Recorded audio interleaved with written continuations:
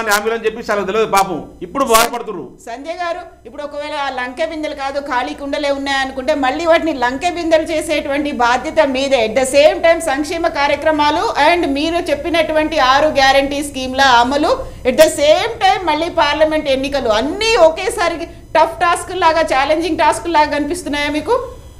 మీరు క్వశ్చన్ అడుగుతారు, మేము చెప్తే మధ్యలో దూరుతాడు. ప్రజలకు ఏమర్థమవుతుందమ్మా? కొంచెం విజ్ఞత ఉండాలి. టీవీ ముందర కూర్చున్నప్పుడు మొత్తం మనమే అని ఉండొద్దు. మీకు అవకాశం వచ్చినప్పుడు ఇగో నేను ఎప్పుడు ఒక నోట్ చేసుకుంటానమ్మా, ఇట్లా బుక్ పెట్టుకుంటా, ఎవరేం రాసిందో చెప్తా. నేను మాట్లాడుతుంటేనే మధ్యలో అనుకుంటే నేనేం చెప్పాలి? ప్రజలకు ఎట్లా అర్థమైతే? మీరు అడిగిన క్వశ్చన్ ప్రజలకు అర్థం కావాలి కదా. మీరు దయచేసి చెప్తున్న పానల్ ఉన్న వాళ్ళము ఎప్పుడైనా ఓపిక ఉండాలి. రాసుకోండి, మీకు అవకాశం ఇస్తారు కదా. నేను అనేది ఏందమ్మా, కాలి బిందెలు వచ్చినా లంకి బిందెలు వచ్చినా ఏ బిందెలు వచ్చినా మొత్తం నాకిండ్రు తెలంగాణ మొత్తం నాశనం చేసినా అందరికి తెలిసే. మేము ఒకటే చెప్తున్నాము ప్రజల ముందు, అందుకే మేము అభివృద్ధి పథంలో వెళ్తున్నాము, శ్వేతపత్రం విడుదల చేసినాం. ఒక్కొక్క శాఖలో ఎవడవాడు ఎన్ని తిన్నాడు అన్ని బయటికి రావాలా. ఏం చేసిన ప్రజలకు మేము బేషరతు 100% మేము గ్యారంటీలు అమలు చేస్తాం. మేము బీఆర్ఎస్ లకు జవాబుదారి కాదు, మేము ప్రజలకు జవాబుదారి. నిజమైన నిరుపేదలు ఎవరుండో వాళ్ళకి అందేలా మేము చేస్తాం. వాస్తవంగా ధనికులకి ఎవరు పీకేస్తాం, తెల్లరేషన్ పీకేస్తాం, లేనోనికి ఇస్తాం. మా ఇవాళ ఏంది, ఇవాళ కాంగ్రెస్ పార్టీ నినాదం ఏందమ్మా, బలహీనమైన వర్గాల కోసం కాబట్టి గ్రామీణ ప్రాంతాలలో కాంగ్రెస్ పార్టీకి ఓటేసింది. ఎందుకు మామూలుగా 1000-2000 ఓట్లను ఓడిపోలే, చిట్టు ఓడిపోయినారు వీళ్ళు. మామూలుగా కాదు. హైదరాబాద్ కు వచ్చినే ఒక రకంగా ఉంది ఎలక్షన్. ఎందుకంటే నేను ఒకటి చెప్తా, గ్రామీణ ప్రాంతాలలో 50-40 వేల ఓట్లతో గెలిచిరు. అయినా వీళ్ళకి ఇంకా కూడా ఏం అనిపించట్లేదు, వీళ్ళకి కొంచెం కూడా బుద్ధి రావట్లేదు. దాన్ని పెట్టుకొని వీళ్ళు మాట్లాడుతుంది. ఇలా గ్రేటర్ హైదరాబాద్ కు వచ్చినట్టయితమ్మా, ఇలా గ్రేటర్ హైదరాబాద్ లో ఎమ్మెల్యేలుగా పిఆర్ఎస్ లో గెలిచిండు. గ్రేటర్ హైదరాబాద్ లో మున్సిపల్ ఎలక్షన్ లో జిహెచ్ఎంసీలో కార్పొరేటర్ 43-44 మంది గెలిచిండు. మరి బీజేపీ పార్టీ ఇక్కడ ఎందుకు గెలవలేకపోయిందమ్మా? ఎందుకు ఆ స్థానాలు ఎందుకు కైవసం చేసుకోలేకపోయింది అనేది కూడా ఒక క్వశ్చన్.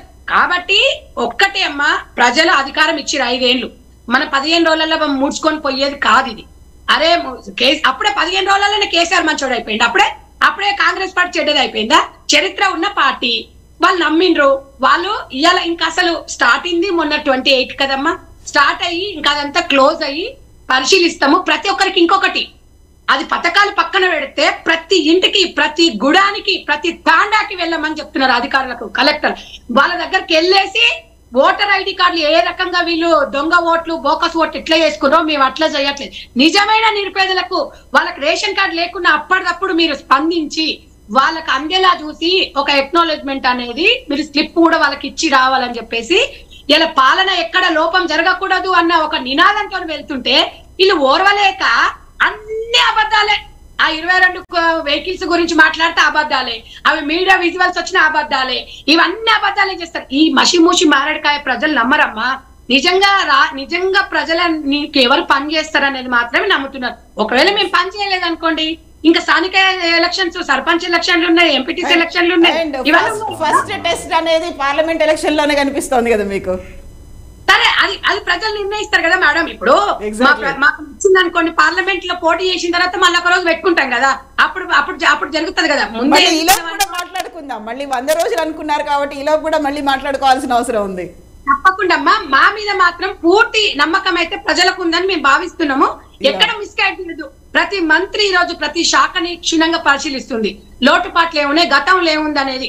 ఎప్పుడన్నా ఒక్క మంత్రి అమ్మా, కవిత గారు మీరు నిజంగా చెప్పండి, ఈ వేదికగా అడుగుతున్నా, ఈ ఛానల్ వేదికగా అడుగుతున్నా, ఎప్పుడైనా ఒక మంత్రి ప్రజలతో ఇట్లా మమేకం అయ్యారా? ఒక ఎమ్మెల్యే ఎప్పుడైనా మమేకం అయ్యారా? ఒక సీఎం గారు మంత్రుల సమావేశాలు ఇట్లా ఎప్పుడైనా చేశారా? మీరు ఒక్కటి చెప్పండి. ప్రగతి భవన్ అన్ని వేల కోట్లు పెట్టి కట్టుకొని ఎప్పుడైనా ఇట్లా సమీక్షలు చేశారా? ఎమ్మెల్యేలతోనే మాట్లాడకపోయేటోడు, ఒక మంత్రులకే టైం ఇవ్వకపోయేటోడు, ఒక ప్రజా సమస్యనే గాలి కొదిలేసిండ్రు. ఇలా సీఎం గారు ఇలా ప్రజలకు టైం ఇస్తున్నారు. సామాన్యంగా ఆయన కనీసము నాకు ఏ సెక్యూరిటీ వద్దని తిరుగుతున్నారు. ప్రజలకు ఒక భరోసా, నమ్మకం కలిగిస్తున్నారు. భరోసా పక్కన పెట్టండి, ఒక నమ్మకం